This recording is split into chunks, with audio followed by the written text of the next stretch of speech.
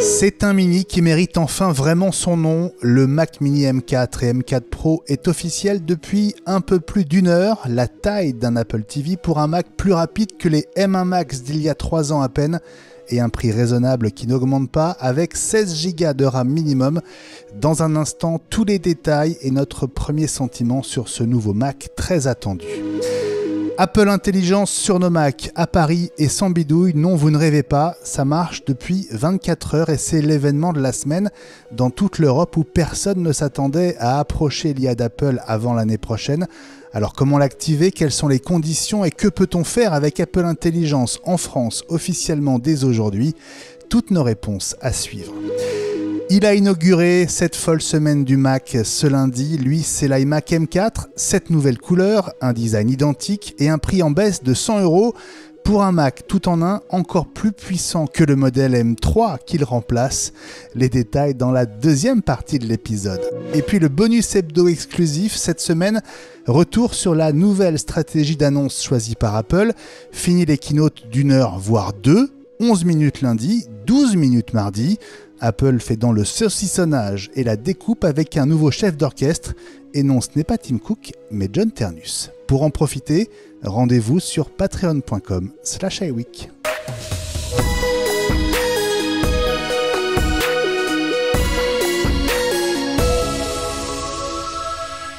Quelle semaine les amis, nous sommes le mardi 29 octobre 2024, il est 17h47.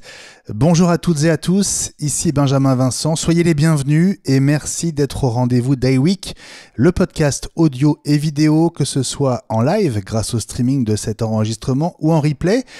Je salue tout de suite mes complices du jour. Fabrice Neumann, salut. Salut Benjamin, salut à toutes et tous. Elie Abitbol, salut Elie. Bonsoir Benjamin, bonsoir tout le monde, ravi d'être de retour. Et salut Gilles Dounès. Et salut Benjamin Vincent et bonjour à tout le monde. Nous sommes 4 et vous êtes déjà très nombreux sur les différents streams à suivre cet enregistrement en direct, que ce soit sur X, sur Twitch, sur Facebook, sur LinkedIn Live et sur YouTube via la chaîne de Watch Audio. Évidemment, abonnez-vous et suivez-nous sur chacun de ces réseaux. On est à votre écoute aussi sur les différents chats et je vous vois vous connecter de plus en plus nombreux effectivement. Bonjour Pierre de Vulder, bonjour Marcos X, bonjour Mike N. On vous laisse aussi le temps d'arriver. On compte évidemment sur vos réactions avec cette très forte actu. Et puis vous le savez, un mardi prochain, 5 novembre 2024, ce sera le premier mardi du mois. Et donc, pour la deuxième fois, vous allez pouvoir, si vous avez une envie, une question ou une réaction à partager, eh bien vous manifester et nous rejoindre en visio au même titre que nos invités. Vous aurez donc un lien spécifique que nous enverrons d'ici là à tous nos soutiens Patreon. Et donc, pour être prêt, n'attendez pas, rejoignez cette communauté sur Patreon, communauté iWeek bien sûr, et rendez-vous mardi prochain avec cette petite semaine de recul. Eh bien, ce sera très intéressant d'être tous ensemble pour débriefer cette semaine de folie et cette cascade d'annonces.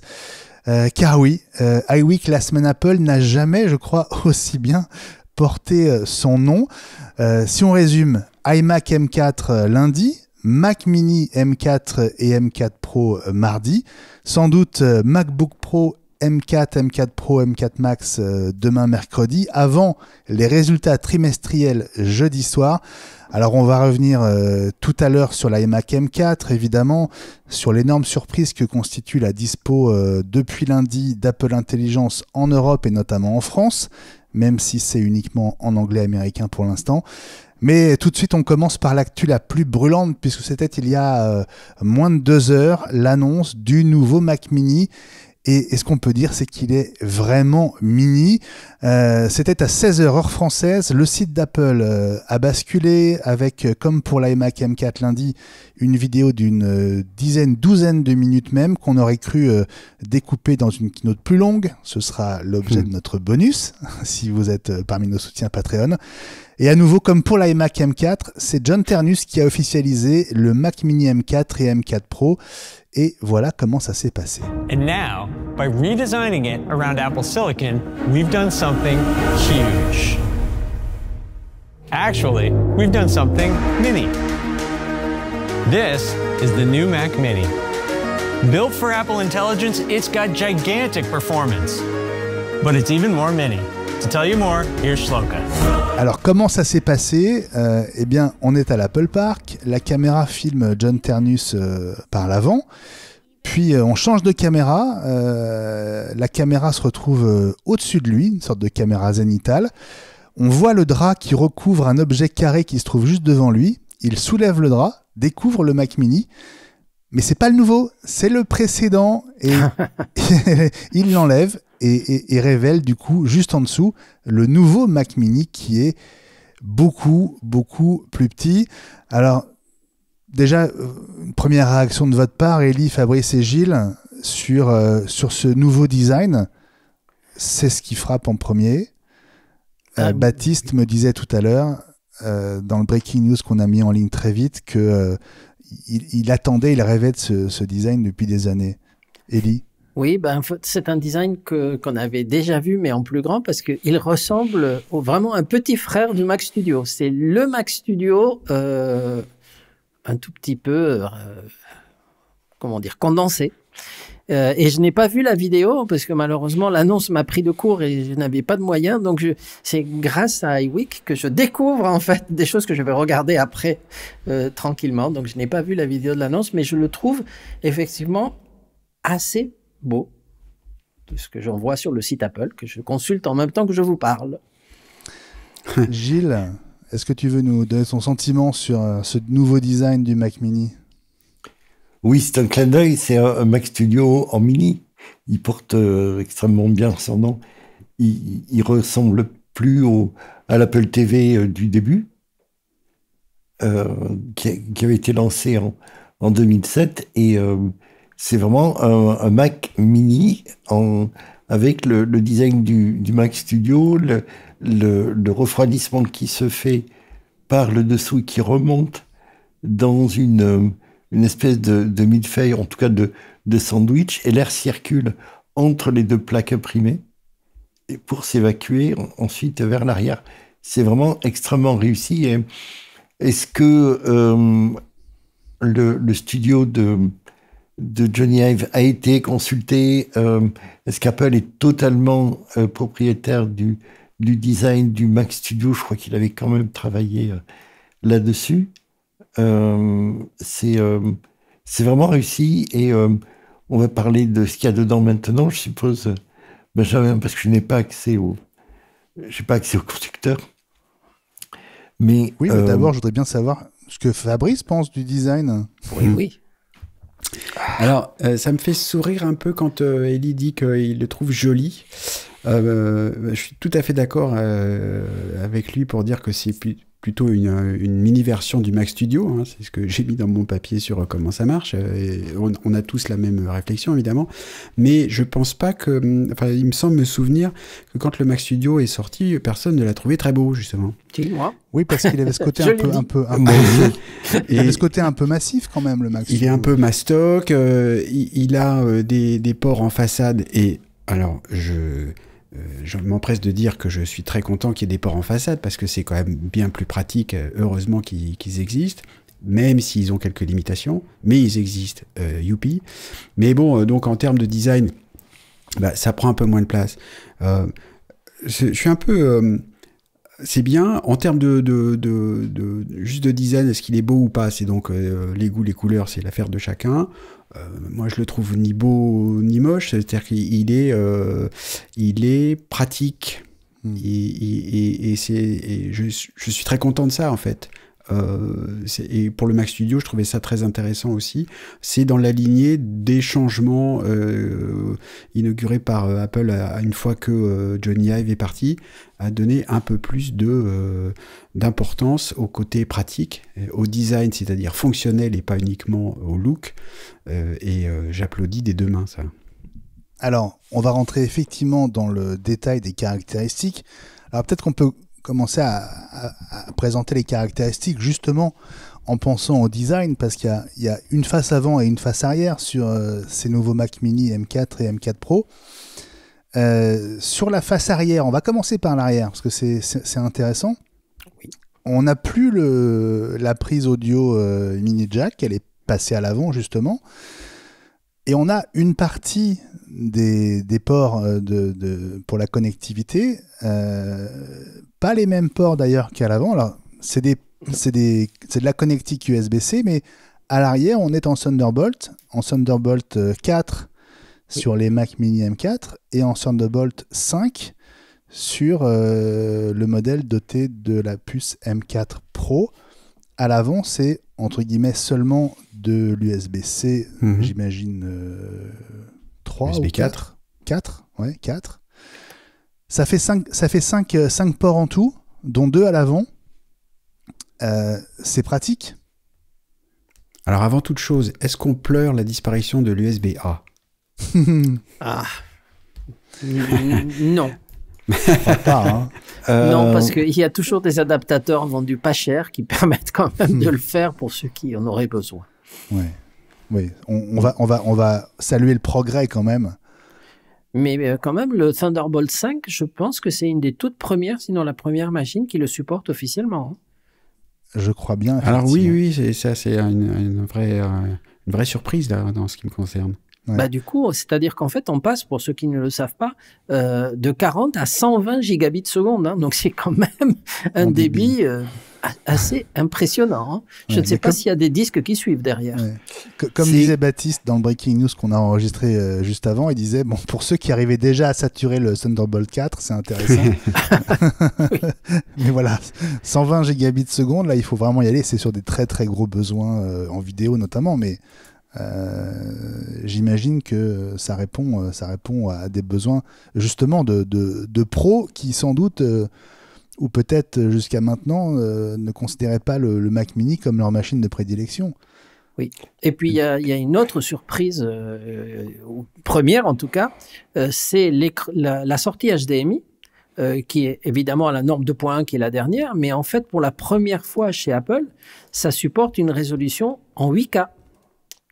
Natif. Et ça, c'est nouveau. Oui, un écran 8K à 60 Hz. Oui. Effectivement. C'est le premier Mac qui supporte un écran 8K à ma connaissance. Absolument. Non. On ne sait pas ce qu'ils vont annoncer demain. Hein. Il me semble que l'iMac annoncé hier, dans une configuration plus musclée, embarquer le 8K à 120 images secondes. Également, ça a été signalé dans un tweet sur X. Bon, en tout cas, sur le Mac Mini, c'est le cas dès le Mac Mini M4. C'est pas besoin de passer au M4 Pro pour pouvoir brancher un écran 8K. La compatibilité existe dès le modèle M4. On peut aussi brancher jusqu'à 3 écrans 6K 60 Hz via Thunderbolt ou HDMI. Et là, je parle aussi des deux écrans, des deux modèles M4 et M4 Pro, parce que c'est un point commun. Oui, ce qui est réservé en fait au M4 Pro, non, même pas, tous les deux, non, c'est aussi la sortie en 4K qui, elle, passe jusqu'à 240 Hz. Je ne sais pas s'il y a des moniteurs qui supportent ça, mais à mon avis, oui, ça doit exister, parce que c'est assez impressionnant aussi. Assez impressionnant. Alors, un mot des processeurs, parce que évidemment, l'annonce de ce Mac Mini a aussi été l'occasion pour Apple d'officialiser le M4 Pro, qui n'existait pas officiellement jusqu'à présent. Alors, on va y revenir. Quelles sont les configurations de la version M4 de ce Mac Mini quel d'entre vous se sent la clairvoyance de nous expliquer les trois modèles? Oui, Fabrice en plus a travaillé sur le sujet. Donc... Vas-y Fabrice alors. Alors on a le premier modèle M4 tout court qui reste au prix de 699 €. Ça c'est plutôt pas mal quand même, faut le dire tout de suite, et qui est équipé de 16 Go de RAM en standard. Ça aussi, donc, on s'en était déjà réjoui hier avec l'arrivée de l'iMac M4, on en reparlera tout à l'heure. Voilà, il semble que enfin Apple se soit résolu à mettre 16 Go partout. Moi, j'avais peur qu'on passe par une étape 12 Go, Et donc, je suis agréablement surpris. Je le dis aussi quand je suis content, parce qu'après, on va me dire que je suis grognon tout le temps. Alors, c'est pas vrai. Donc, pour 699 €, on a un M4 avec 10 cœurs GPU, 10 cœurs CPU, 16 Go de RAM, donc. Mais toujours un SSD de 256 Go. Allez, je retourne à ma grognonnerie. C'est un petit peu juste. Voilà. Mais bon, ça reste une machine... j'ai envie de dire c'est moins grave. C'était moins grave déjà dans la version précédente. Il fallait absolument passer de 8 à 16 et ça coûtait 230 € de plus. Donc ça fait une machine qui, en gros, pour une configuration équivalente, coûte 130 € de moins. 230 € de moins, pardon. Mais il faut les rajouter pour passer à 512. Mais il faut rajouter 230 € pour passer à 512 Go. Bon, mais on peut s'en tirer avec un disque dur externe, par exemple, qui tirera le meilleur parti du Thunderbolt 4 qu'il y a sur le Mac Mini tout court. Donc c'est pas mal. Ça en fait quand même une machine vraiment intéressante et ça c'est bien. La deuxième version, c'est la même chose avec 512 Go de stockage. Pour Voilà. 230 € de plus. Pour 230 €, donc voilà, c'est juste mathématique. Ça. Ouais. Et puis, il y a une version à 24 Go de mémoire et 512 Go de stockage à 1159. Ça, ce sont les trois configurations proposées pour le Mac Mini tout court. Et puis, il y a une configuration proposée de base pour le M4 Pro. Là, on a 24 Go de stockage en standard. C'est pas mal aussi. 512 Go de stockage en standard. Voilà. Le M4 Pro, c'est 12 cœurs CPU, 16 cœurs GPU. Le nombre de... J'ai pas dit tout à l'heure le nombre de cœurs Neural Engines, c'est 16 pour tous. Tous, ouais. Voilà. Mais je pense que ça mouline plutôt pas mal. Et donc, le premier modèle M4 Pro commence à 1649 €. Et il y a une petite différence sur, justement, qui est importante, c'est sur la bande passante. Les trois premiers modèles ont une bande passante de 120 gigaoctets secondes, alors que le M4 Pro passe à 273 gigaoctets secondes, ce qui est quand même assez impressionnant, une fois de plus. On parle des transferts mémoire en interne. Oui. Il y a un petit truc de grognonnerie, je continue quand même, c'est que le M4 Pro est toujours livré avec un port Ethernet à 1 gigabit et que l'option pour passer à 10 gigabits, c'est 115 €. Ouais. Voilà. Et alors ça, je tic un peu. C'est vraiment dommage. C'est vraiment, je trouve, allez, je vais le dire, un peu mesquin sur une machine pro. Enfin, 115 € pour un truc Ethernet à 10 gigabits. Alors, dans le chat de X, qui a posé la question, je suis perdu déjà, c'est Pierre de Vulder. Est-ce que ça apporte une grosse plus-value de passer à 10 gigabits? Oui. Alors, j'ai envie de dire oui, et en plus, souvent on parle de ces machines comme ayant enfin, durant longtemps, quoi. Voilà. Et donc aujourd'hui, le standard haut de gamme de réseau Ethernet, c'est 10 gigabits, quoi. C'est pas 1 gigabit. Et en plus, rappelons que il y a des maintenant, et c'est le cas chez Eli par exemple, on a des connexions Internet à 8 gigabits, etc. Voilà, l'Internet va aller plus vite que l'Ethernet interne de la machine. C'est quand même dommage. Je trouve que ça, c'est vraiment, c'est pas raisonnable. Sur une machine à 700 €, je veux bien. Sur une machine à 1650, franchement, ça, c'est un mauvais point. Oui, mais si tu veux le faire avec un boîtier externe, ce que j'ai été obligé de faire moi, puisque je l'avais fait avant, ça coûte plus cher que ça, en fait. Puisqu'en fait, on part sur un convertisseur USB-C, ensuite 10 Go fibre, et c'est quelque chose qui sort pas loin de 300 €. Donc, bon, chez des fournisseurs tiers. Donc, pour ceux qui veulent aller jusqu'à 10 gigas, la solution Apple est un peu moins chère que ce qu'on trouve en third party, mais par contre, il faudra voir avec quelle compatibilité, parce que si c'est du 10 gigas par la prise Ethernet, après, pour relier ça à une box, il faut que la box le permette, alors qu'avec le boîtier externe, on a le choix, puisque c'est en fibre, et on peut le connecter sur à peu près toutes les boxes. En France, juste une précision sur le support des écrans externes 8K. La Noix du Périgord dans le chat sur X nous rappelle que le Mac Studio M2 supporte le 8K. Et effectivement, le modèle M2 Max, donc on était en M2 à l'époque, M2 Max supporte un écran 8K à 60 Hz et le modèle M2 Ultra en supporte 3 écrans 8K à 60 Hz. C'est donc pas le premier Mac qui supporte du 8K, mais on va dire à ce niveau de prix, c'est clairement le premier en tout cas.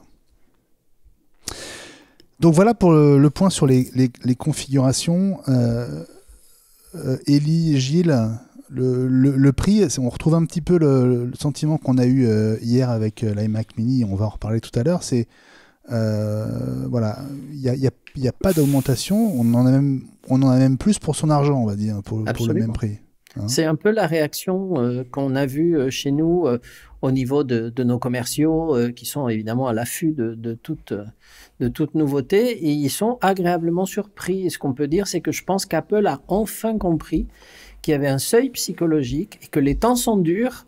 On verra les résultats jeudi, mais les temps sont durs pour tout le monde et que donc il est important pour le pouvoir d'achat et pour que les gens achètent à nouveau des produits Apple, qu'Apple en tout cas, n'augmente pas les prix à chaque fois. Donc, si on en a plus pour son argent, je pense que les gens vont apprécier.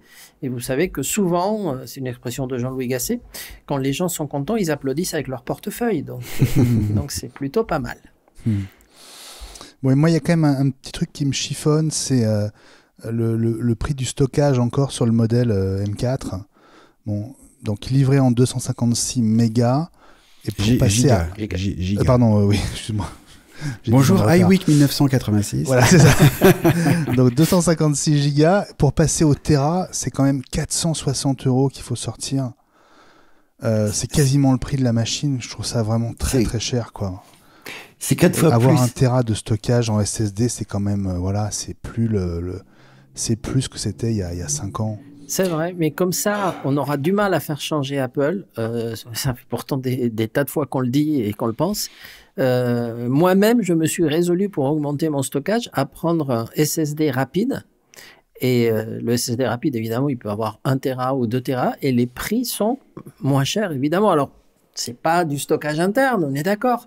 Mais avec des machines maintenant qui arrivent à avoir des vitesses de transfert assez impressionnantes, comme les dernières, pour peu que les disques suivent derrière, honnêtement, il y aura des solutions tierces parties qui permettront d'avoir votre Tera, Bien sûr. ou les 2 Tera, pour un prix raisonnable. Moi, je l'ai fait parce que mon Mac, donc c'est un 14 pouces en Pro, en M3, hein, donc j'attends avec grand chagrin ce qui va être annoncé demain, parce que ma machine n'a même pas encore 10 mois, hein, mais bon, c'est comme ça. Et donc, j'ai fini par mettre ma photothèque et mes backups de téléphone sur un disque externe, parce qu'en fait, ça me bouffait pratiquement 75% de mon stockage interne, quoi. Donc, ce qui est un peu absurde pour des choses que j'utilise pas tous les jours. Non, mais ma remarque, elle est aussi liée à la comparaison que je fais entre l'upgrade de stockage entre la version M4 du Mac Mini et la version M4 Pro. Le M4 Pro est livré avec 512, et c'est vrai que si on veut passer au Tera, ça ne coûte que 230 €. Alors que sur la version M4, comme on est à 256, c'est 460 qu'il faut sortir pour passer au Tera. Donc je trouve que c'est vraiment cher, et autant sur la RAM, Apple a fait un effort significatif qu'on salue tous enfin, mais sur le stockage, 256 gigas, on n'est plus en 2005, quoi. Il y a cette bizarrerie aussi de passer de 512 gigas à 1 Tera pour 230 €, alors qu'on passe de 256 à 512 pour 230 €. Oui, c'est ça. Hein, voilà. Donc c'est exactement ça. Voilà, c'est ça. Le prix au giga est donc du simple au double. Voilà. Il y a un petit côté on ne prête qu'aux riches, quoi. Tu vois, c'est vous avez mis le prix, donc on vous fait moins cher le passage au Tera, mais donc c'est pas juste. Je peux Gilles qui voulait dire un truc, je crois, parce que interrompre cette ça rejoint votre réaction et rejoint la réflexion que je fais ce matin. Et je voulais faire un papier avant et j'ai pas eu le temps. C'est une question d'usage. Et Apple applique et d'usage et de qui en même temps. Elie a raison sur ce point, et de qui Apple veut la clientèle. Si Apple veut les pros, ils vont faire un effort sur le prix en divisant par 2 le passage de 512 à 1 Tera, mais le passage de 256 à 512 sur 230, il est là sur toute la gamme et la gamme précédente. Et le passage de 512 à 1 Tera, qui est 4 fois le prix de départ des 256, c'est ce que coûte le prix du stockage, l'augmentation du stockage, ou de la RAM, c'est exactement la même chose. C'est le prix que Apple a décidé de le vendre. C'est très proche, vraisemblablement, de ce que ça leur coûte. Et alors, ils rigolent. Oh là, alors, non. Une fois, mais non. Non, laissez-moi vraiment pas. Alors. Laissez-moi finir. Une fois qu'ils ont appliqué, une fois qu'ils ont, une fois qu'ils ont appliqué leur barème. Mais leur barème, leur marge, oui. Leur barème de marge qui est de... Parce que ça leur coûte plus leur marge, 40. ça donne... oui. Bah oui, c'est la marge brute et la... Bah oui, mais donc, si tu ajoutes une marge, Gilles, excuse-moi, mais tu ajoutes une marge, donc c'est pas près de ce que ça coûte. C'est pas prix coûtant. Non, compte tenu de la marge... Non, la marge qu'ils appliquent de haut en bas... Sauf quand ils font un effort, quand ils veulent, tel public. Non, mais... tu vois notre réaction, tu vois spontanée et collective, non. Oui, mais c'est pas... Apple est une société qui gagne de l'argent et qui paye bien ses actionnaires. Donc, c'est pas... Oui, non, juste... Là, on est... Vous êtes à fond dans la problématique du papier que je veux faire. Ils sont jugés tous les trimestres et tous les ans sur les résultats qu'ils font et de la marge qu'ils dégagent, et tout le monde s'affole s'ils descendent en dessous de 40% de marge brute. Donc ils sont jugés là-dessus, ils continuent à appliquer, point. Et c'est comme ça qu'ils maintiennent un niveau de prix de l'action qui leur permet de rester en tête et de rémunérer en marge arrière leurs salariés et leurs dirigeants. Oui. Gilles, tu nous enrobes avec de... Oui. Là, tu nous fais du Gilles, là. Vraiment. Non, mais oui, c'est un peu plus complexe que pas te suivre là-dessus. Que les résultats, les réactions spontanées. Je vous ferai un papier et vous irez le lire sur LinkedIn.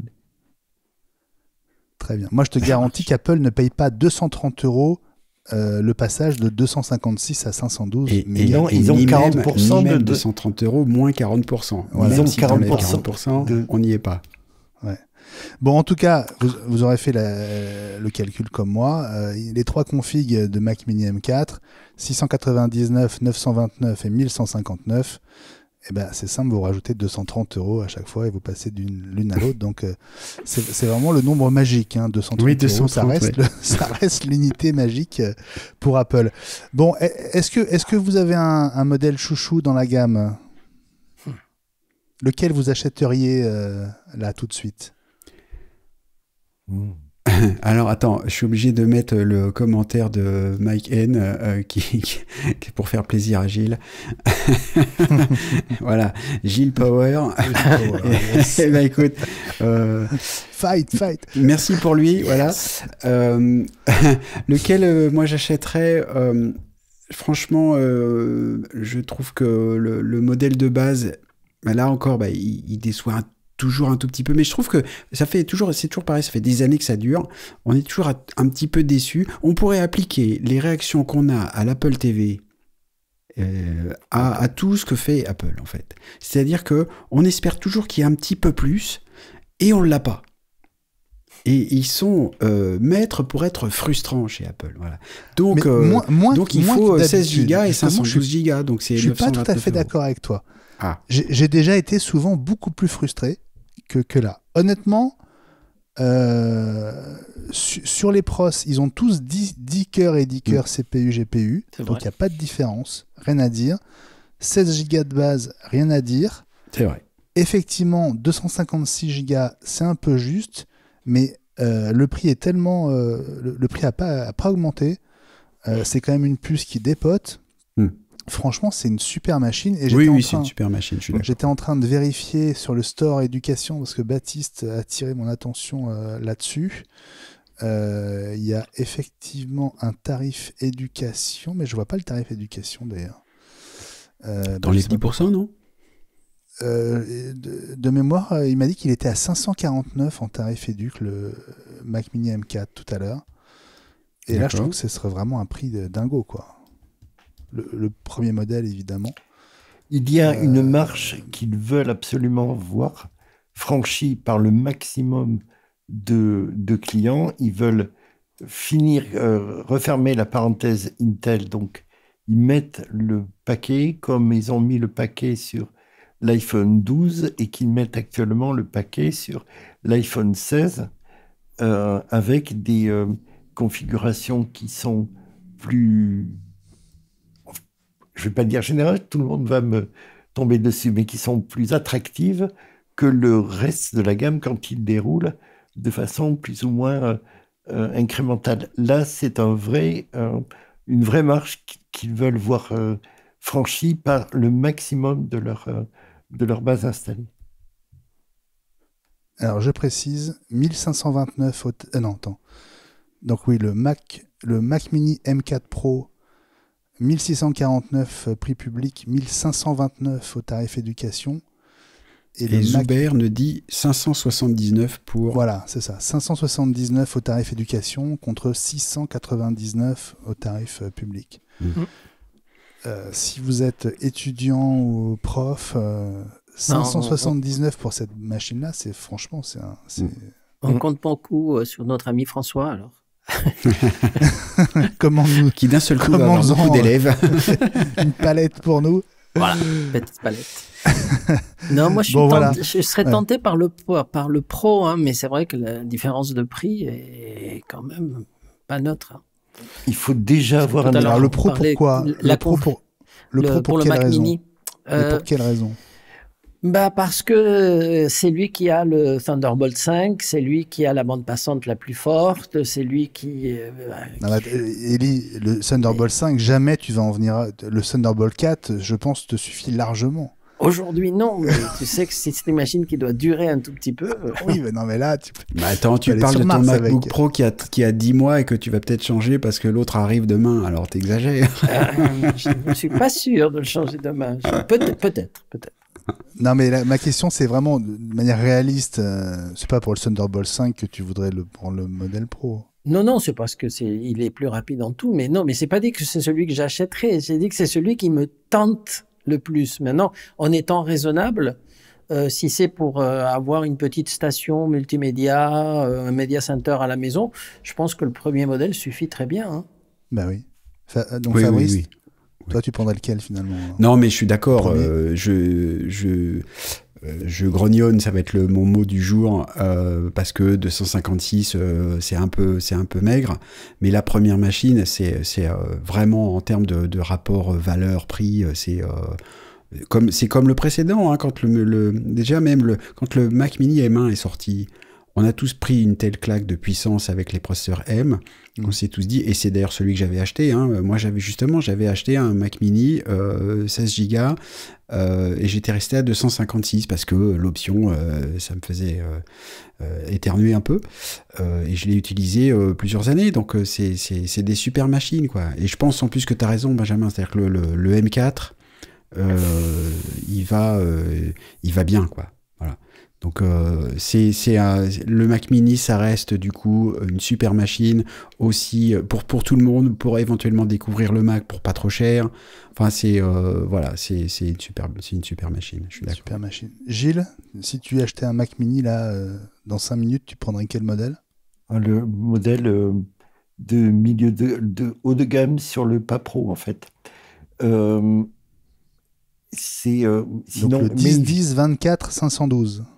512 en rajoutant un Tera. Il faudra m'expliquer comment je peux me passer d'un Tera sur un disque qui est déjà plein comme un neuf, quoi.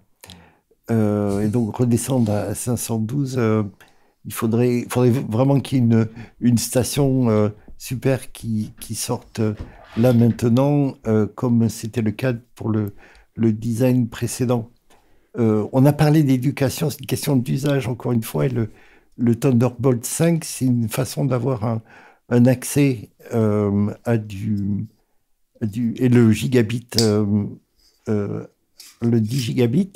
Et là aussi, pour la recherche, on parlait d'éducation, c'est la recherche, on peut les transformer comme ça en ferme de serveurs. J'étais surpris qu'il n'y ait pas un deuxième port Ethernet qui soit présenté, d'autant que ce qui est mis en avant dans la fiche marketing sur le site, c'est également le calcul sur le séquençage ADN.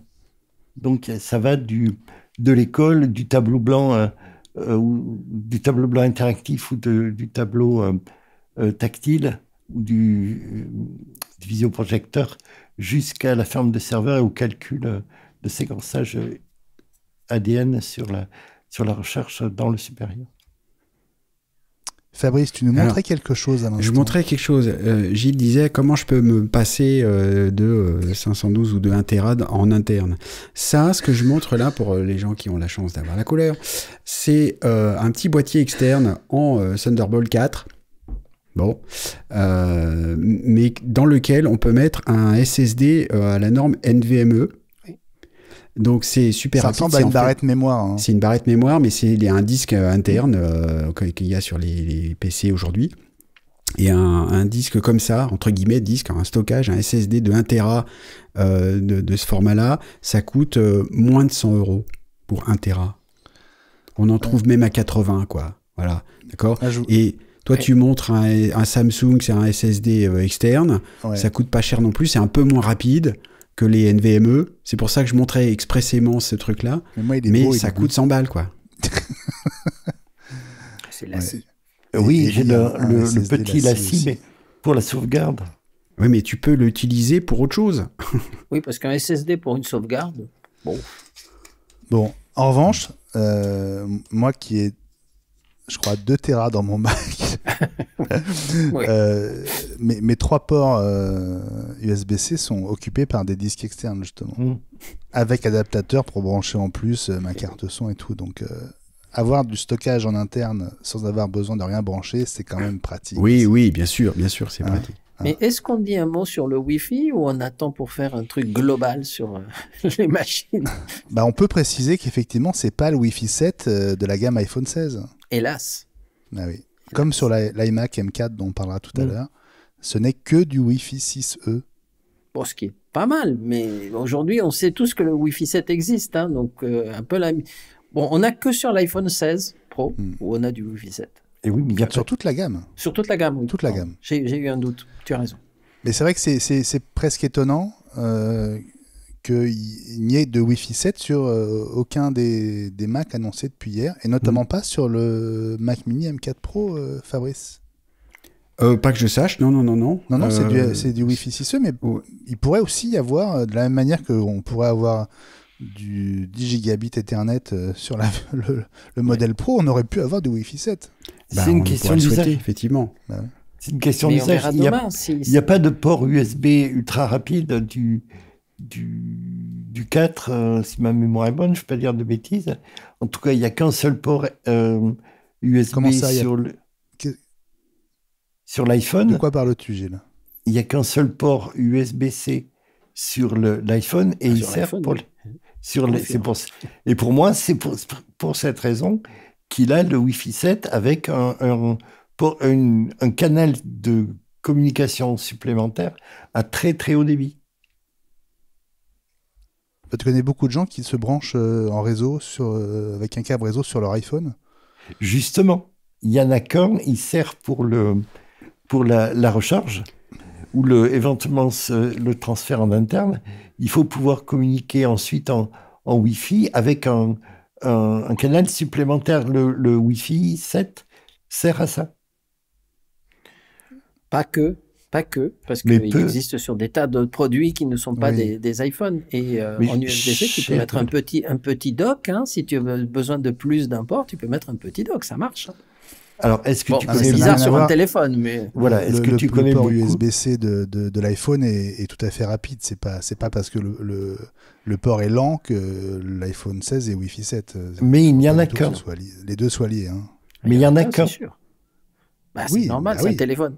Ah Oui, c'est pour ça qu'il y a une deuxième porte qui est plus rapide avec le Wi-Fi 7. C'est comme ça que je l'analyse. Mais non, mais c'est parce que vous tout êtes- le monde communique en Wi-Fi sur son téléphone. C'est pour ça. Même s'il n'y avait pas de port USB-C, ce serait quand même du Wi-Fi 7. Oui, En tout cas, on l'attendait. Bon, d'accord. Bon, en tout cas, si vous avez regardé la vidéo d'annonce de ce Mac Mini M4, il y avait un moment intéressant. Il y a à nouveau eu une parenthèse consacrée à Apple Intelligence. On a retrouvé la même chef produit que dans la vidéo d'hier. Entre-temps, elle s'était changée parce que c'était pas le même jour, même si ça a dû être tourné au même moment. Et il a été question de Final Cut Pro. Écoutez. So you can use AI to instantly apply video effects and generate captions for a ton of posts with the upcoming version of Final Cut Pro. Et oui, la nouvelle, c'est que Apple Intelligence et l'IA d'Apple arrivent dans la prochaine version de Final Cut. En tout cas, c'est ce que Apple nous a annoncé comme ça entre deux sujets sur Apple Intelligence et le Mac Mini M4. Apple Intelligence qui va permettre d'appliquer des effets instantanément et de générer des sous-titres pour une multitude de publications sur les réseaux de manière automatique. Alors ça, c'est vraiment une bonne nouvelle parce que on en parlait avec Fred Roland d'Adobe il y a quelques semaines dans les voies de la tech avec Fabrice. On se disait que Final Cut était vraiment très à la traîne sur Premiere de ce point de vue-là. Et l'arrivée de l'IA dans Final Cut, Fabrice, c'est une bonne nouvelle, enfin. Bon, alors j'ai envie de dire, surtout pour toi, parce que tu l'utilises beaucoup. Mais vrai. pour ce qui est du retard de Final Cut par rapport aux autres, oui, bien sûr. Alors, on a parlé, ils ont annoncé des sous-titres. Je crois pas qu'ils aient parlé de la capacité de faire du montage en faisant du copier-coller de texte, par exemple. Non, ils n'ont rien annoncé de ce côté-là. C'est Voilà. juste des effets Côté vidéo génératif, à mon avis, non. Voilà. et du donc, sous-titre pour l'instant. Voilà, et donc c'est des petits pas, quoi. Écoute, On verra. dans les voies de la tech, on parlait aussi de RAM et de pagaie. Ils font ça aussi avec Final Cut, quoi. Et bon, enfin tant mieux, Mais ils ça avancent. arrive. Non, mais voilà, Mais ça arrive. soyons positifs, ça arrive. Et puis, bon, enfin moi je suis pas un pro du montage, beaucoup moins que toi. Et Première, ça me tombe des mains, donc je préfère que ce soit dans Final moi Cut. aussi. Hein. Moi aussi. Mais tout le monde utilise Premiere aujourd'hui. Hein. Je suis un des rares à Et- utiliser bah Final Cut. Mm. Mais bon, si ça bouge, c'est une bonne nouvelle. Il nous manque juste une info pour ces nouveaux Mac Mini M4, M4 Pro, c'est la dispo. Est-ce qu'on est sur la même date du 8 novembre que Ouais. pour l'iMac M4 ? Absolument. Voilà, donc précommande ouverte et arrivée chez vous ou en magasin à la fin de la semaine prochaine. Voilà ce qu'on pouvait vous dire sur ces nouveaux Mac Mini M4 et M4 Pro qui viennent tout juste d'être annoncés par Apple. On passe à notre droite suite dans iWeek, la semaine Apple. Vous le savez, c'est retour sûr chaque semaine désormais. On prend quelques instants, quelques minutes si besoin pour revenir sur une info qu'on a partagée avec vous la semaine précédente ou même il y a un peu plus longtemps. Ça nous permet de l'enrichir ou de la rectifier. Fabrice, petite suite à ton test de l'Apple Watch, si j'ai bien Suite compris. absolument capitale, suite à, donc si j'ose dire, au test de l'Apple Watch Series 10 que j'avais fait ici. On se rappelle que depuis WatchOS 10, on en est maintenant à WatchOS 11, il y a une petite fonction qui permet de sélectionner certaines choses sur la montre avec une double tape, donc avec le pouce et l'index, pour passer au widget suivant ou pour sélectionner un bouton. Et alors j'avais pas ça sur ma série 7, donc je l'avais pas utilisé. Et puis l'étendue de cette fonction n'est quand même pas très large, donc ça sert pas à grand chose. Mais je voulais vous dire, parce que c'est quand même capital, que ça y est, je m'en suis servi. J'étais sur mon vélo, j'écoute mes podcasts souvent depuis la montre, quand on fait ça et qu'on retourne, on est en train d'écouter et on veut arrêter le podcast, j'ai fait une double tape, j'y ai pensé, j'étais très fier de moi et ça a marché. Tu t'es pas cassé la gueule. Je me suis pas cassé la figure et en plus ça a marché, j'ai pu arrêter mon podcast et le redémarrer. Donc voilà, ça peut servir à quelque chose. Je pense pas que ça serve à tellement plus que ça. On peut aussi répondre à un appel téléphonique qui arrive sur la montre ou sur le téléphone en faisant une double tape. Voilà, donc ça me permettait de dire que, pour compléter, je disais que je m'en étais jamais servi. Eh bien, ça y est, je m'en suis servi et je peux vous dire que ça marche. J'ai honte, moi je m'en suis toujours pas servi. Alors ça marche donc sur WatchOS 10, WatchOS 11 avec les séries 10 et les séries 9. On rigole, mais ça t'a permis de faire avec une main ce que tu faisais auparavant avec deux, et ça peut être compté parmi les fonctions d'accessibilité. Ah, mais c'est capital. Quand je rigole, c'est pas pour dire que ça sert à rien, c'est que visiblement, c'est vrai que l'Apple Watch est plutôt un appareil qu'on utilise à deux mains ou à une main et avec le bout de son nez, que je faisais beaucoup aussi, je continue finalement. Des fois, justement, on tient le guidon d'une main, parce que moi, je suis pas très doué à faire du vélo sans les mains, donc j'en ai toujours une sur le guidon, et pour arrêter un truc, j'utilisais le bout du nez, et comme plein de gens font. Et là, avec cette double tape, c'est vrai que c'est important, c'est intéressant. J'espère qu'ils pourront trouver d'autres façons de faire. Alors Zuber qui nous dit que ça marche avec toutes les Apple Watch, alors pas tout à fait. La double tape, c'est une fonction qui n'est pas une fonction d'accessibilité justement, c'est une fonction qui est activée pour tout le monde. En revanche, il y avait déjà dans les versions précédentes des OS des fonctions spécifiques dans la section accessibilité des réglages système pour utiliser justement l'Apple Watch à une seule main, mais c'est pas exactement la même chose. Et ce qu'on peut faire dans les fonctions d'accessibilité, ça va même un peu plus loin parce que c'est des mouvements du poing. On peut faire un seul serrage de poing, deux serrages, etc. pour avancer, aller en arrière. Donc il y a plus d'options. Merci Fabrice. On passe à l'événement de la semaine. Et l'événement de la semaine, c'était lundi pendant la vidéo de présentation de l'iMac M4 sur lequel on va revenir dans quelques minutes.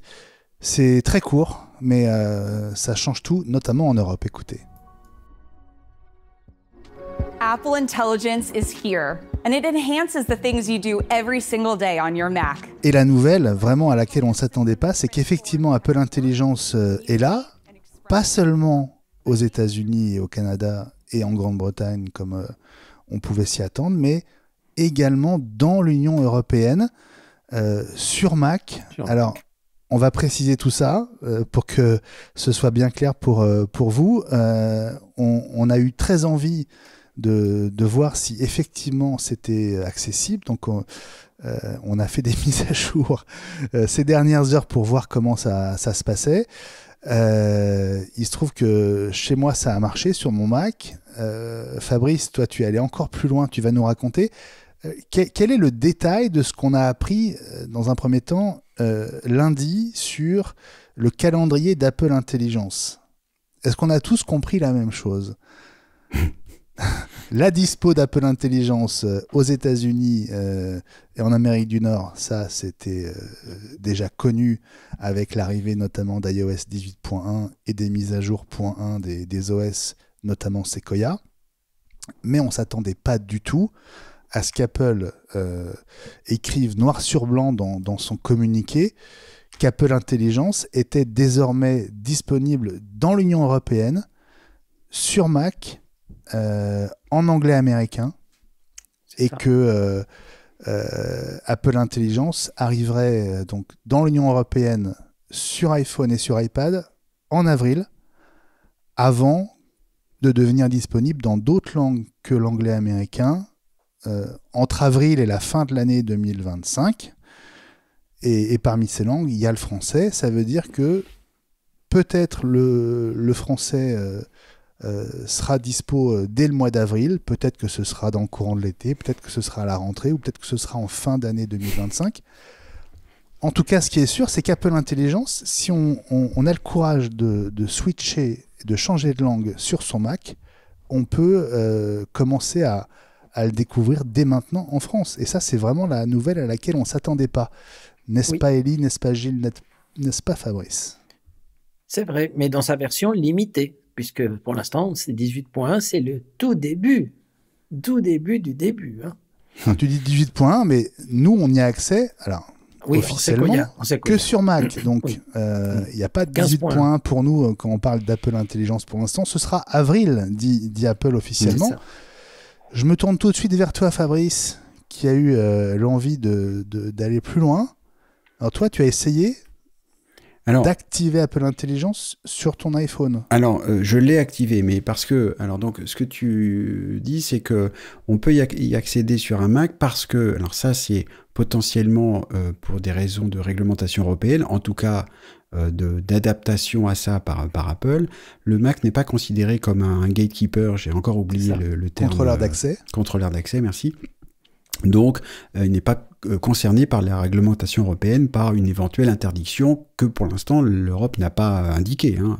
Absolument. C'est Apple contrairement qui dit, à l'iPhone, qui lui est considéré comme un l'iPhone et l'iPad sont considérés comme des contrôleurs d'accès, c'est-à-dire que contrôleurs d'accès, ça veut dire qu'ils ont un nombre d'utilisateurs suffisamment élevé pour que l'Europe les considère comme étant des plateformes ultra importantes et qu'il faut réguler. Rappelons que, donc, en ce qui concerne Apple Intelligence, l'Europe ne s'est pas prononcée. N'a pas dit que c'était, que ça faisait partie des choses qu'il fallait réguler sur ces appareils-là. Donc, Apple avance à petits pas, sachant qu'en plus, Apple Intelligence n'est pas disponible pour l'instant dans une autre langue que l'anglais. Alors, il y en a maintenant deux, c'est-à-dire qu'il y a l'anglais américain et l'anglais britannique. Mais voilà, donc sur le Mac, c'est donc disponible en France, mais uniquement si on parle anglais. Et il faut quand même, il me semble-t-il, mettre son interface en anglais aussi pour y avoir accès. Moi, j'ai pu le faire sur l'iPhone et sur l'iPad parce que mon compte App Store et mon compte Apple est en fait un compte américain que j'ai ouvert il y a 15 ans parce que pour ça en fait, pour avoir accès à certaines applications qui étaient disponibles aux États-Unis seulement ou des choses comme ça. Il se trouve que moi je vis dans un foyer bilingue, c'est plus facile pour moi et j'ai fait ça depuis longtemps. Et depuis précis, Fabrice, tu as donc un compte Apple américain, mais tu n'as pas pourtant eu besoin de prétendre être aux États-Unis. Tu n'as pas activé de VPN. Pas de VPN. Il n'y a pas besoin d'un VPN. Et en fait, la justification, c'est que puisque c'est ouvert aux utilisateurs américains qui ont le droit de voyager, c'est pas parce qu'ils passent la frontière qu'ils sont bloqués pour utiliser Apple Intelligence. Et il y a peut-être, et là j'ai pas eu le temps de vérifier si c'est toujours le cas, mais il me semblait avoir lu quelque part que dans ces cas-là, Apple Intelligence, pour les Américains qui étaient sortis du territoire, ne fonctionnait que pendant 30 jours hors du territoire. Et qu'ensuite il fallait rentrer et éventuellement ressortir pour activer ça. Bon, visiblement, on voit bien que dans les mois qui viennent, même s'il y avait encore une limitation de ce genre, ça allait disparaître. Apple Intelligence a évidemment vocation à être disponible partout, dans le monde entier. On sait aussi qu'il reste à Apple à développer plein de choses, les autres langues, les accès aux centres serveurs dont ils ont besoin, puisqu'Apple Intelligence repose aussi sur une architecture serveur qui lui est dédiée. Tout ne fonctionne pas en local, donc il reste à Apple encore beaucoup de choses à faire pour que ce soit disponible pour tout le monde.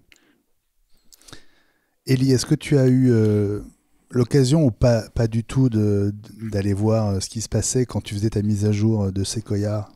Et pas encore, parce que je n'ai pas eu le temps. Ouais. Depuis qu'on sait que c'est possible, j'ai bien vu que vous l'aviez lancé, mais moi, je n'étais pas chez moi, donc je ne pouvais pas le faire. Donc, je vais le faire tout à l'heure, après l'émission. Et j'ai vu, en fait... bon, moi j'avais essayé d'installer sur mon iPhone, enfin pas sur mon iPhone, mais sur un deuxième iPhone, Apple Intelligence en faisant toutes les manips dont on a parlé la dernière fois. Ça marche même en 18.2, ce qui m'a permis de voir ce qu'est vraiment Apple Intelligence, les débuts de quelque chose d'utilisable, on va dire, et en particulier l'utilisation avec ChatGPT est très sympa, la façon dont Apple l'a implémenté. Mais bon, en attendant ça, il faudra attendre sur un Mac la fin de l'année. Donc 18.2 arrive avant Noël a priori. Donc et là vous pourrez voir hein, en fait à quoi sert Apple Intelligence si vous parlez anglais.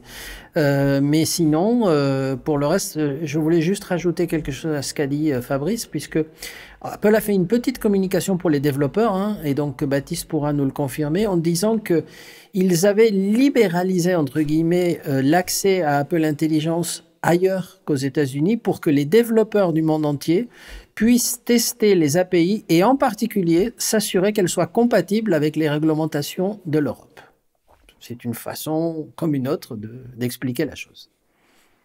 En tout cas, il faut quand même être transparent. Je crois qu'on était tous persuadés, sauf vraiment à bidouiller et à simuler une présence aux États-Unis, on était persuadés qu'on ne pourrait pas avoir accès à Apple Intelligence en Europe avant l'année prochaine. C'est vrai.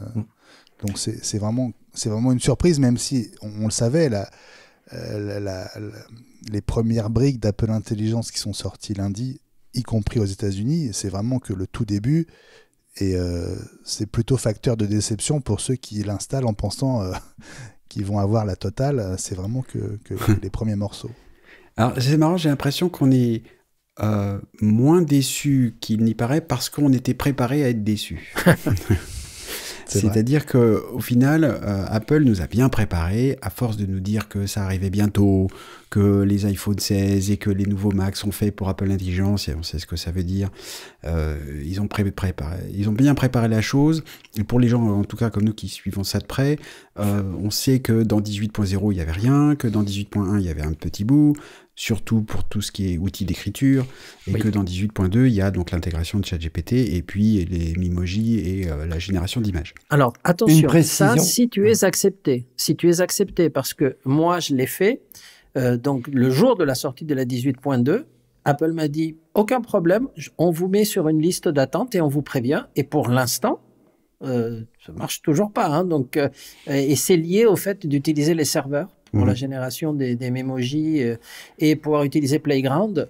Et donc, pour l'instant, en tout cas, moi, j'ai pas réussi. Mais je suis sur une liste d'attente. Alors moi, c'est pas la .2, hein, c'est la .1 de Sequoia, que j'ai fait la mise à jour en début de journée et j'ai activé Apple Intelligence. Ça m'a donc proposé de m'inscrire à la liste d'attente. Oui, donc c'est rapide. J'étais prêt à attendre longtemps. Ça a mis 7 minutes pour que je sois accepté. C'est ça. Donc, j'ai trouvé ça convenable. Oui. Gilles, rien de terrible. Gilles. Oui, deux choses. Ils ne veulent pas reproduire la catastrophe qu'avait pu représenter MobileMe en 2008 ou 2009, je ne me souviens plus. Et puis, une précision pour Apple en Europe, Apple Intelligence en Europe, et éventuellement en français. J'ai vu passer, j'ai perdu la source, mais c'est un gars qui tweet fréquemment sur le réseau et qui est fiable. C'est avril avec la version 4 du système qui est donnée comme cible par Apple. Donc la .4 d'iOS, la 18.4 d'iOS et la 15.4 de macOS notamment, c'est ce que tu veux dire. C'est ça. Ouais. Qu'est-ce qu'on peut faire avec l'Apple Intelligence auquel on a accès en France si on passe en anglais? Je précise, Fabrice, que moi j'ai dû changer la langue, donc en fait tout mon OS est passé en anglais. Oui, c'est ce que je disais, il faut passer l'interface en anglais. Voilà. Ouais. Absolument. Et ça bascule sur tous mes appareils du coup. C'était automatique? Sur mon iPhone aussi, je suis passé en anglais. J'ai pris mon scooter et mes indications de circulation étaient en anglais tout à coup. C'est intéressant ça. Continuity.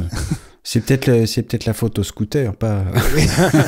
Bon, ça m'empêche pas. Alors, si je repasse en français, je vais reperdre Apple Intelligence, mais voilà, le retour est possible. Hein, c'est pas. Voilà. Mais donc voilà, donc c'est en anglais. Donc les outils d'écriture qui sont essentiellement ceux-là dont on parle aujourd'hui, qui permettent donc de faire de la reformulation quand on écrit un mail, par exemple, des résumés quand on peut sélectionner un texte et puis lui demander de faire un résumé ou de faire. Et donc texte en anglais. Oui, non, j'y viens. Tout ça, c'est en anglais. Oui. Voilà. Ça marche pas sur un texte en français. Non. Ah, mais combien de fois il faut que je te dise que c'est en mais anglais? C'est marrant que tu me fasses répéter quand même. Non, mais on sait jamais. Ça pourrait quand même marcher, tu vois. Non. Des fois, tu nous aurais caché des choses. Mais non. J'ai testé effectivement de faire sur un truc en anglais, et notamment de lui demander un résumé d'un long mail en français. Il m'a dit je ne peux pas. Enfin, I can't. D'accord. Sorry. Et donc voilà, mais ça donne un aperçu de ce qui va être possible de faire. Ce qui est au final frappant, donc c'est que là, je pense qu'on est en plein dans ce que sait faire Apple et ce que va savoir faire Apple avec ça, c'est que c'est quand même sympa d'avoir ça intégré au système, parce que ça fait aussi donc de la reformulation, mais de la correction grammaticale, orthographique, en plus de la réécriture. Ça transforme un texte, et dans le texte, il détecte qu'il y a une liste, il va faire une liste avec des tirets ou des numéros, on peut lui demander. Enfin, voilà, donc ce sera pas parfait, on aura toujours besoin d'outils de correction, c'est comme d'habitude, c'est l'histoire d'Apple qu'on raconte, c'est-à-dire que les outils intégrés permettront de faire plein de choses, pas tout, comme rappel, comme note, comme plein de choses, et que ça va s'améliorer petit à petit. Le fait d'avoir accès à ça depuis le clavier sur l'iPhone ou depuis un clic droit sur le Mac, c'est pas mal. Et donc, c'est frustrant de ne pas l'avoir en français encore, bien sûr. Je pense que ils vont faire ça bien, c'est bien intégré. C'est joliment fait. Oui. Et ce que j'allais dire, je suis d'accord avec toi, Ellie, c'est joli, c'est-à-dire qu'il y a... le petit côté un peu comme derrière toi, Ellie, sur l'image, c'est de l'arc-en-ciel et voilà, c'est joli à regarder, c'est bien fait, ça va être confortable, encore un peu de patience et ça va servir à quelque chose. Après, on en parlera peut-être tout à l'heure, je vais pas monopoliser la parole, mais il y a des nouvelles publicités qui présentent les fonctions d'Apple Intelligence et qui me font réagir très fortement. Je trouve Apple totalement déshumanisante. J'ai horreur de ça. Tu peux nous dire exactement ce qui te gêne ? Alors, ça me chagrine. Donc, il y a 2 publicités qui sont apparues pour montrer de nouveau les fonctions d'Apple Intelligence. Il y en a une où on voit des enfants qui arrivent dans une pièce pour fêter l'anniversaire de leur père. Et donc, ils disent bon anniversaire. Et il y a un plan de coupe sur maman. Déjà, première chose, maman est dans la cuisine. Et on voit sur la tête de maman qu'elle a oublié l'anniversaire de son mari. Zut, qu'est-ce qu'elle va faire? Alors les enfants ont des cadeaux pour leur père et la maman, elle demande à Siri, fais-moi vite un album souvenir avec les photos où on est tous ensemble, et c'est ça son cadeau. Elle montre son téléphone en disant moi je t'ai fait ça. Et donc elle a pas fait de cadeau, elle a demandé à Siri de faire un cadeau à sa place. Et donc c'est une première démonstration qu'on utilise l'intelligence artificielle pour faire à sa place parce qu'on a oublié un truc, plutôt que de présenter ça comme un outil de complément pour aider à faire quelque chose plutôt que de remplacer. Et pire encore, la deuxième pub que j'ai vue, je ne sais pas si c'était dans l'ordre de leur diffusion, on voit un type dans un bureau en open space qui ne fait rien, qui semble réfléchir à rien, mais en tout cas, il joue avec son rouleau de scotch, il fait des chaînes avec des trombones, il casse des crayons, il fait rien.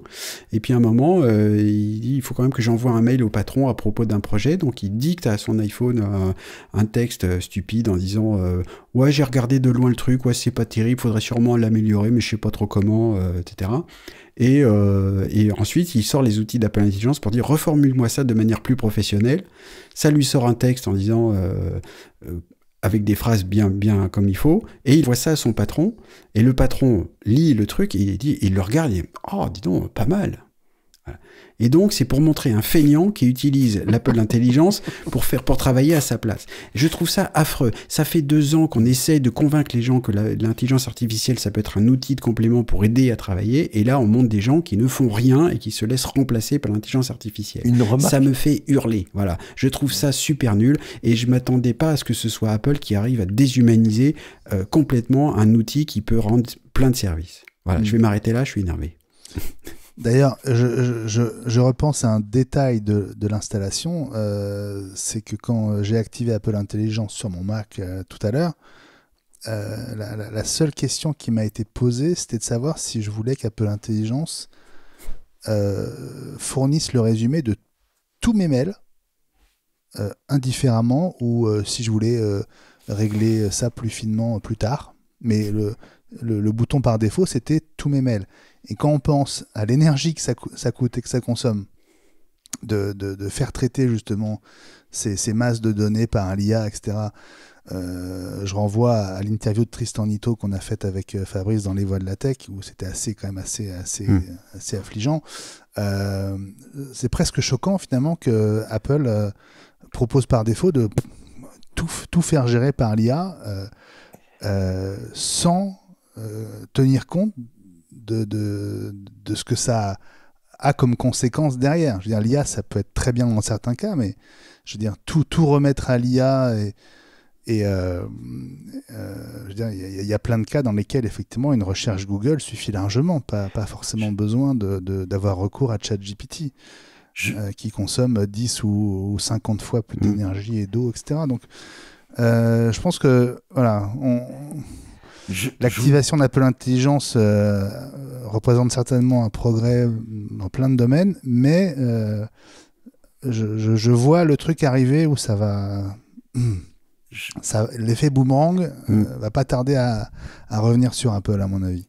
Je voudrais vous répondre tous les deux, je veux dire avec un grand sourire, une bise sur le front de Fabrice, qu'on n'est pas obligé de le prendre au premier degré, que c'est vraisemblablement de l'humour et du deuxième degré qui a sans doute raté sa cible, mais c'est le coup de l'épouse qui oublie l'anniversaire du conjoint, éventuellement celui du mariage. C'est typiquement quelque chose qui est plutôt masculin si on doit le genrer. Ça arrive plus souvent aux hommes qu'aux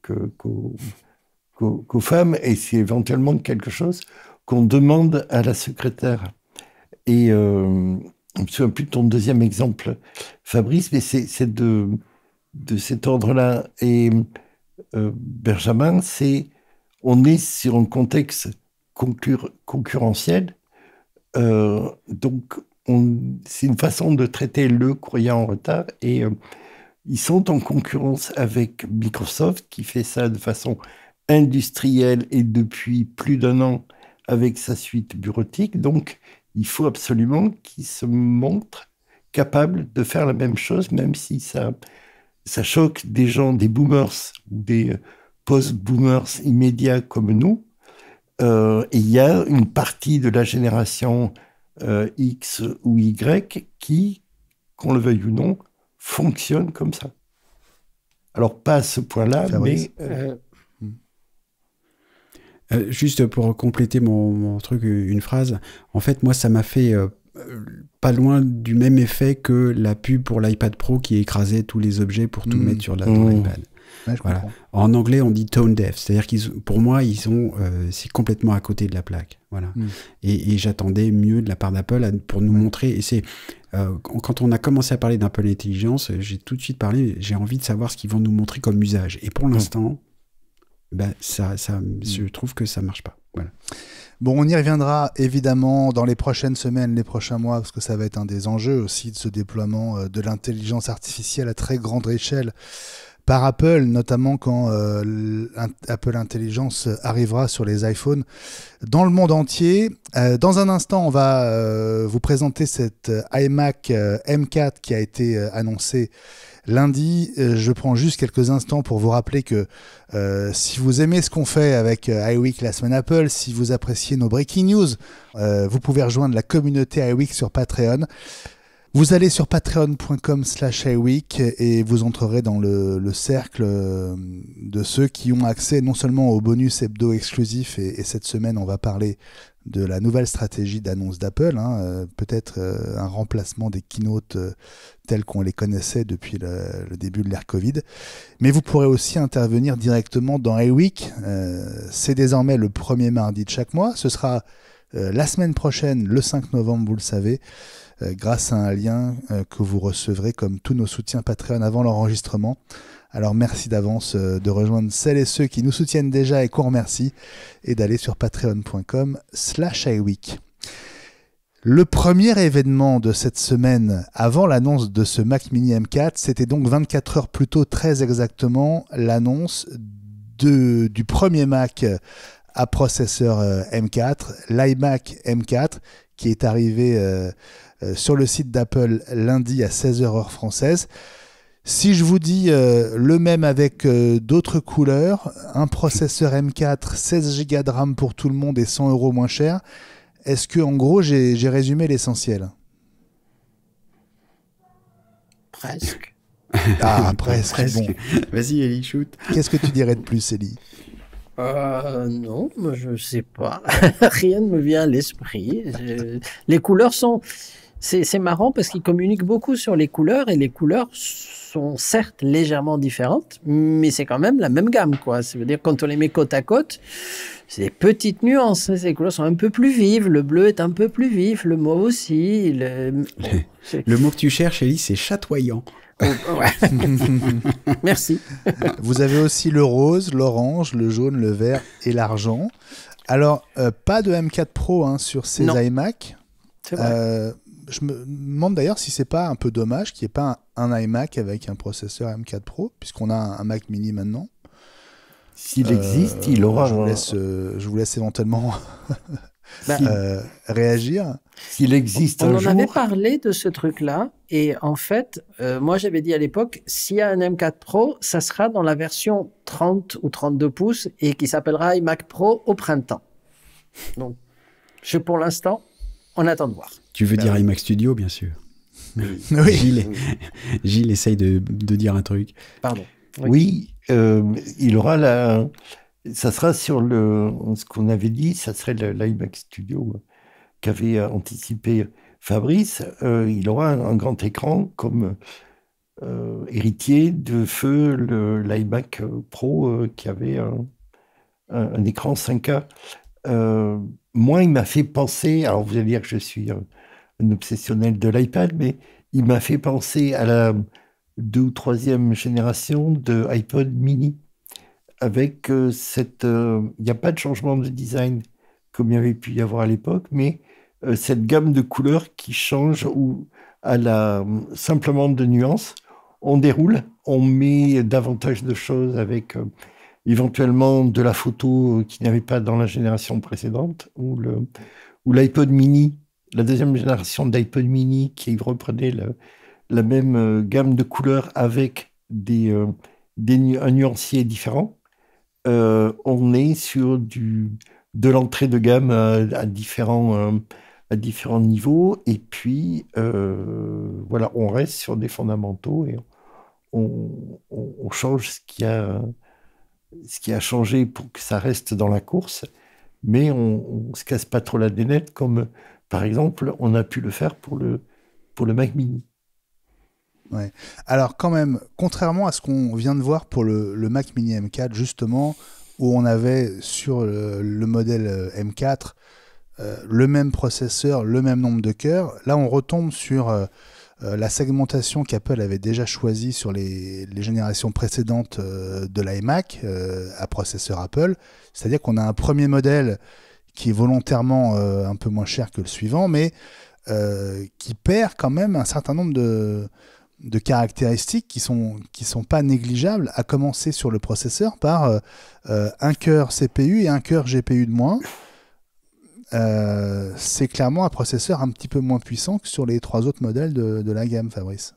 Alors c'est 2 et 2 même, de moins. Oui, tu as raison. Oui, c'est 8 et 8 chacun. Au lieu de 10 et 10, ouais. Tu as raison. Oui, exactement. Alors, on va rappeler un petit truc, c'est que déjà, pour tout ce qui est tâche monocœur, qui n'utilise qu'un seul cœur, les performances sont identiques. Le fait qu'il y ait des cœurs en moins, ça ne change pas ça. Il y a encore beaucoup de choses qui n'utilisent qu'un seul cœur pour deux calculs à la fois. Ça me dérange pas trop, moi, ça, parce qu'au final, oui, ça fait 2 cœurs de calcul en moins, mais alors là, pour le coup, c'est vraiment pas une machine. Alors, en fait, j'ai envie de dire, le truc, c'est que ça me dérange pas sur l'iMac, et je suis content que sur le Mac Mini, ce soit un petit truc en plus. C'est-à-dire que, au final, 2 cœurs en moins, c'est une machine plutôt d'entrée de gamme, qui est pas destinée à faire des films Pixar. Donc, tu vois, ça me dérange pas tant que ça, en fait. Bah ouais, mais oui. Mais alors, oui et non, parce que pourquoi pas faire justement du montage dans Final Cut sur son iMac, tu vois. Et, mais on peut très bien. Justement, c'est ça que je veux dire. C'est que voilà, c'est sans doute pas avec ce modèle. Si on a du rendu à faire, c'est sans doute un peu moins rapide sur le modèle d'entrée de gamme, parce que la différence de prix, on peut peut-être parler des prix, comme ça ce sera un peu plus clair dans la tête de tout le monde. On est à 1 499 € sur le premier modèle, donc c'est quand même 100 € de moins que l'iMac M3 premier modèle. Ça, c'est quand même une bonne nouvelle, effectivement. Le deuxième modèle est à 1749, le troisième à 1979, et le haut de gamme, on va dire, est à 2209. Alors, qu'est-ce qui différencie ces 4 modèles ? C'est du M4 sur les 4. Le premier n'a que 8 cœurs CPU, 8 cœurs GPU contre 10 et 10 pour les 3 autres modèles. Ensuite, c'est une série de différences. Il y a le stockage, évidemment, mais qui est identique sur les 2 premiers modèles, donc c'est pas ça qui va faire la différence de prix. Qu'est-ce qui fait la différence de prix, d'ailleurs, en dehors du processeur, entre le premier et le deuxième modèle ? Alors là, c'est d'autres choses. D'abord, il n'y a pas d'Ethernet sur le premier modèle d'entrée de gamme. Rappelons que quand il y a une prise Ethernet, elle est dans le bloc d'alimentation, elle n'est pas dans l'écran, en gros, parce qu'il n'y a pas la place. Il est trop fin. C'est malin, ça. Ça, c'est malin. Ça, on a toujours trouvé que c'était malin. En revanche, que ce soit une option à 30 €, c'est quand même dommage. Voilà, on va y retourner. Et puis, il y a une différence au niveau du clavier. C'est-à-dire que le clavier fourni avec le premier modèle n'a pas le lecteur d'empreinte digitale Touch ID, alors qu'il est livré avec tous les autres modèles. Et c'est une option à, je ne sais plus par cœur, 80 50, 60 €. 80 €. Voilà. C'était déjà le cas dans les modèles précédents. Voilà. Donc en fait, alors c'est marrant, j'ai l'impression que je vais dire un truc à l'agile, c'est que il y a un moment, il faut bien qu'Apple utilise les processeurs qu'on appelle en anglais bind, c'est-à-dire que ceux qui sont prévus pour être à 10 cœurs et dont les 10 cœurs ne fonctionnent pas ou pas bien, donc on les certifie pour 8. Et il faut les mettre quelque part. Donc il faut faire un choix. Est-ce que c'est dans le Mac Mini qu'on les met ou est-ce que c'est dans l'iMac ? Voilà. Je pense que c'est surtout ça. Et que globalement, ça change. Donc à mon avis, quand même pas tellement les performances. Et pour ce qui est de montage de Final Cut, rappelons quand même que déjà avec le M1, un processeur M, c'était X fois plus rapide que des Mac à processeur Intel d'avant sur lesquels on faisait déjà du montage vidéo. Donc du montage vidéo avec un M4, même à seulement 8 cœurs, ça casse la baraque, hein. C'est pas, on est sur de la marge là pour le coup, et pas de la marge brutale financière, mais voilà. Donc c'est pour ça que je suis vraiment pas gêné par ça, d'autant plus que l'iMac c'est vraiment un truc, on le prend parce que c'est sympa, c'est pratique, il y a qu'un seul fil à brancher et que c'est joli à regarder parce qu'on a choisi la couleur qui sont donc de plus en plus chatoyantes. Rappelons au niveau des couleurs qu'il y a un autre changement. C'est que la version précédente, me semble-t-il, la moins chère, avait un choix limité dans les couleurs, alors que là, toutes les couleurs sont disponibles dès le premier modèle. Oui, réjouissons-nous, c'est beau. C'est vrai. Je voudrais dire il y a quand même une différence qui me semble moi beaucoup plus importante, effectivement, que les 2 cœurs. Bon, il y a très peu de cas dans lesquels on va sentir la différence. Tu as raison, en utilisation, on va dire... à la maison ou au bureau pour de la bureautique. Hein. On ne verra pas la différence, clairement. En revanche, sur le premier modèle d'iMac M4, il n'y a que 2 ports Thunderbolt USB 4. Ouais. Et 4 sur les autres. Et ça, mine de rien, c'est quand même une différence notable. Ceux qui ont un MacBook Air et qui regardent du côté du MacBook Pro se disent « Ah ouais, ce serait quand même pas mal d'avoir des ports en plus. » C'est vrai. C'est une puis, il y a une autre différence. Il y a une autre différence, la dernière, et je passe la parole à Gilles, c'est que le premier modèle ne prend en charge qu'un écran externe, alors que les 3 autres gèrent 2 écrans. Alors, est-ce que sur un iMac, on a besoin de 3 écrans ? Certains analystes financiers, des traders et autres, peuvent en avoir besoin. mais dans lequel cas ils achètent généralement un Mac Studio, des choses comme ça, comme ça ils ont les 3 écrans pareils. Mais bon, il faut le signaler, un seul écran supplémentaire dans le premier modèle et 2 pour les autres. Ouais, et l'écran, c'est du 6K 60 Hz au mieux, alors que sur les modèles, on va dire 2, 3 et 4, c'est soit 2 écrans 6K 60 Hz, soit un écran 8K 60 Hz. Donc le premier modèle n'est pas non plus compatible avec un écran 8K, contrairement notamment au Mac Mini M4 dont on parlait tout à l'heure. Et puis il y a une autre différence à propos des écrans sur les modèles. On va laisser de côté le modèle le moins cher. Sur les 3 autres, on a cette fameuse option nano-texturée. Pour faire simple, c'est une option anti-reflet ? Oui. Oui. Principalement, après, il y a certains détails sur un écran nano-texturé qui apparaissent mieux. On connaît ça depuis qu'Apple avait sorti le Mac Pro avec cet écran hors de prix qui était nano-texturé.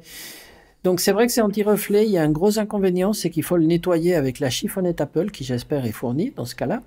Elle est fournie avec dans le cas où on choisit l'option. Parce que toute autre tentative de nettoyer cet écran par une femme de ménage ou autre avec un microfibre peut résulter en destruction de l'écran, ce qui coûterait quand même un bras. En tout cas, l'écran ne fait toujours que 23,5 pouces. Hein. Oui. Je sais que tu aimes le rappeler, Fabrice. Bah oui. Et pas 24 comme c'est dit sur la boîte. Globalement, cet iMac M4, qu'est-ce que vous diriez ? Il est quand même beaucoup plus attendu. Il y a beaucoup moins de surprises que sur le Mac Mini, on est d'accord ? On va donner la parole à Gilles, peut-être, qui a pas dit son mot à dire encore. Rendre à César ce qui est à César, c'est que les 2 cœurs qui manquent et qui sont utilisés, c'est Fred Krasa qui avait bien identifié que c'était pour éviter que ces puces, avec des défauts, ne finissent au rebut. Donc c'est une façon de les utiliser et quelque chose d'un peu vertueux au point de vue économique et environnemental, puisque c'est quelque chose d'extrêmement polluant et d'extrêmement gourmand en énergie que de graver ces disques de 30 cm avec un nombre fini de processeurs dessus. Je voudrais vraiment insister... Ça arrange surtout Apple qui arrive à utiliser tous ces processeurs fabriqués. Oui, d'un point de vue industriel et économique, c'est ce que je me suis empressé de dire d'abord, en anticipant vos remarques. Cher Grumpy Cat. Mais non, mais là, c'est Benjamin qui est cynique parce que là, il faut utiliser tout ça, bien sûr, le plus possible. Non, mais c'est bien sûr. Et sur l'iMac d'entrée de gamme en particulier, il est là pour les gens qui ne veulent pas mettre un bras, se couper un bras ou vendre un rein pour accéder au Mac, et il est là pour le marché de l'éducation. S'il n'y a pas de prise Ethernet, de port Ethernet, c'est parce que ça fait des économies, j'entends bien, mais c'est également parce que il n'y en a plus dans les salles d'informatique et dans les salles de classe, parce que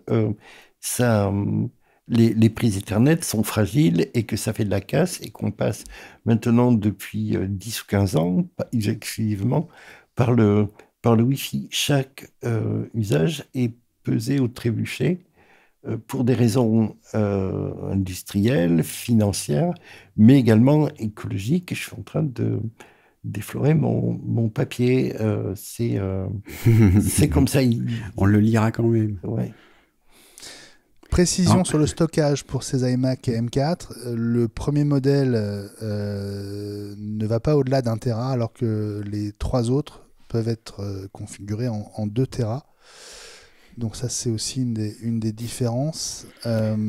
Chaque palier coûtant, attention, 3, 2, 1, 230 €, naturellement. Bah oui. Vous l'avez bien dit, c'est de la mémoire flash. L'option, comme de l'option de anti-reflet, justement, nano-texturé. Et qui, alors, pour revenir sur le nano-texturé 2 secondes, il y a 2 techniques de nano-texturage. Il y a au laser ou aux produits chimiques. Et c'est pas les mêmes, parce qu'il y a une option nano-texturée sur l'iPad Pro et qu'on peut toucher avec le doigt et qui ne détruit pas l'écran. Et du coup, je ne sais pas quelle est celle qui est choisie pour celle-là, pour l'iMac. Et je pense que c'est moins cher, et donc c'est pas forcément le nanotexturage au laser de l'écran Pro XDR qui coûte 1000 balles. C'est pas l'écran qui coûte 1000 balles, rappelons-le, c'est juste l'option. Hein. Oui, bah oui. Si on en croit la vidéo de présentation de l'iMac M4, c'est une couche supplémentaire en fait qui vient par-dessus l'écran, selon ce que Apple montre dans la vidéo. J'ai comme un doute ça parce que c'est ce qui est montré, hein. C'est vraiment très clairement, on les voit appliquer quelque chose qui vient par-dessus l'écran, qui est fait en usine, hein, j'imagine, mais voilà, du coup je saurais pas dire si c'est une technologie plutôt que l'autre, mais en tout cas c'est présenté comme une couche supplémentaire en tout cas. Et n'oublions pas une caractéristique essentielle qui manquait, qui est la caméra qui passe en 12 mégapixels avec Center Stage. Parce que j'arrive pas à dire 400 traits. Mais oui, alors Center Stage, oui, mais surtout Desk View, oui. Sans avoir besoin de mettre son iPhone en haut de l'écran. Tu as raison. C'est-à-dire que la caméra FaceTime assure la vue zénitale comme si vous placiez une caméra à l'aplomb de votre bureau. Et ça permet à la fois de vous montrer de face et de montrer, par exemple, si vous avez un document devant vous et que vous écrivez, prenez des notes, comme si vous aviez une caméra qui filme au-dessus de vous. J'étais pas très sûr que ça faisait les deux en même temps, justement. Ça fait les deux en même temps. Ça fait les deux en même temps, oui. Et justement, ça envoie les deux. Alors, ça le fait, j'imagine, dans FaceTime. Je sais pas si les deux flux sont récupérables dans un autre logiciel, mais... ça fait les deux en même temps. Tu peux continuer à parler à quelqu'un qui te voit et en même temps, tu peux montrer ce qui est devant toi. Cadre centré était présent sur la génération précédente puisqu'il y avait eu, je me souviens, un clin d'œil extrêmement appuyé en direction des youtubeurs et des vlogueurs. Mais pas sur l'iMac, en tout cas. Sur l'iMac, si. Ben non, parce qu'il y avait une caméra 1080p, donc c'est pas possible. Il faut un capteur 12 mégapixels pour faire ça. Sinon, non. Il y avait eu un truc, il faut regarder. Peut-être qu'on revienne dessus la semaine prochaine. Oui, hein. On nous fait un retour sur le Center Stage de l'iMac M3. Ce sera notre sujet. On a déjà notre sujet de la semaine prochaine. Bon, si vous deviez choisir une config là tout de suite pour vous, laquelle vous prendriez? Il y a 4 configs. Jamais la première. Jamais la première. C'est ce que je conseille à tous mes clients quand il y a des configs de desktop comme ça.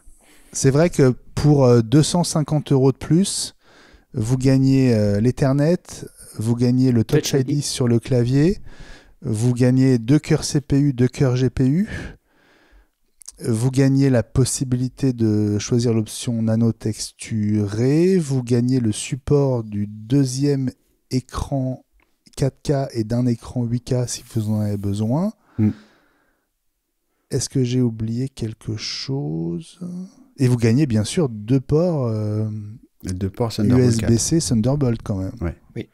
Pour 250 €, je dirais que ça vaut le coup. Hein. Pas mieux. Donc, le premier modèle de l'iMac M4, c'est 1750 €. Voilà. Oubliez celui à 1499, sauf si vraiment vous n'avez pas besoin de ce qui est en moins. Gilles, tu es d'accord? Oui, et je vous dis, il est vraiment pour les gens qui veulent tester l'eau du bain, une famille qui n'a pas beaucoup de sous, qui veut vraiment changer, passer du PC au Mac sans savoir si ça vaut le coup, si on s'y plaît. C'est vraiment pour l'éducation et pour les faut attendre ce que va nous dire François, mais honnêtement, pour moi, il est marketé pour ça. Moi, éventuellement, je prendrais le CPU 10 cœurs, CPU, GPU 10 cœurs et 16 Go de mémoire unifiée avec 512. Il me semble plus confortable à l'utilisation, quitte à rajouter un disque externe de stockage de 1 voire 2 Tera en fonction de ce qu'on peut avoir comme. Donc en fait, tu paierais le même prix que le deuxième modèle pour 512, mais tu n'aurais ni Touch ID, ni le support du deuxième écran, ni Ethernet sur, Non, je sur prendrais la prise secteur.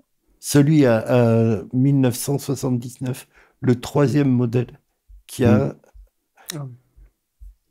512 donc tu prendrais le gigas. 3e modèle, d'accord. Ah C'est oui, ça.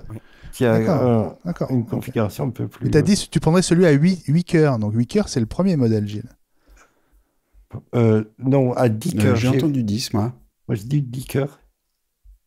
Tu as dit 10, j'ai entendu 8. oui. Ok, d'accord. Donc tu prendrais le 3e modèle, ok. Mais c'est le même au catalogue que le 2e modèle.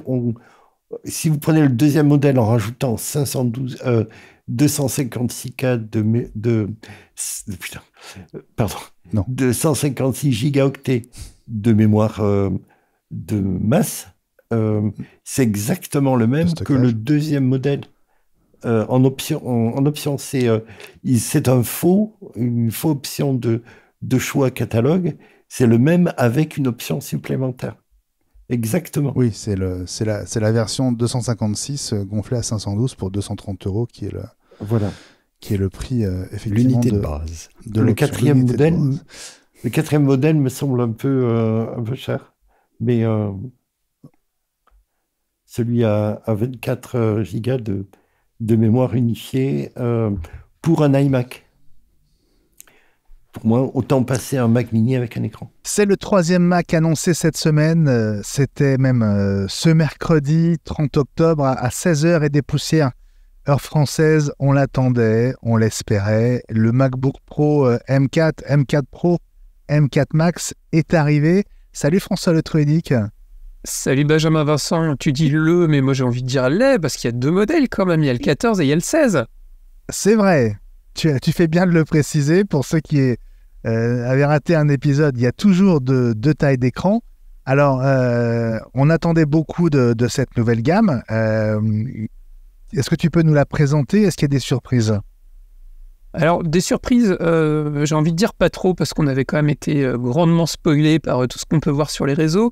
Moi, je trouve que la bonne surprise, c'est quand même, à l'image de ce qu'on a pu avoir sur l'iMac et sur le Mac mini, c'est les 16 Go de RAM en standard, y compris sur les entrées de gamme.